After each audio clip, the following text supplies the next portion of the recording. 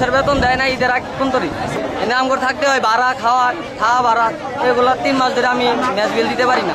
2 মাস 3 মাস 4 মাস salary দেয় না, বেতন পাই না। এখন আমাদের বেতন লাগবে। আমাদের একবারে বলে নেই যে তোমরা রাস্তা থেকে চলে যাও, পয়সা কোনো কথা নাই।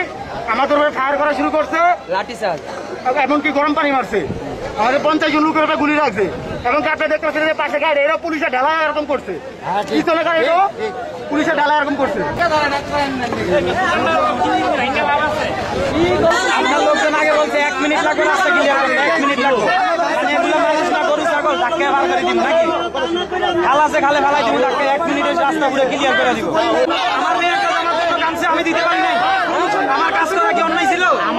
আমার কাজ করা কি দেখবেন আপনি? মাইরা তারপর অন্যায় মাইরা এসে সমস্যা করতে করি নাই, কি করি নাই, পুলিশে কেন হইচই করি নাই।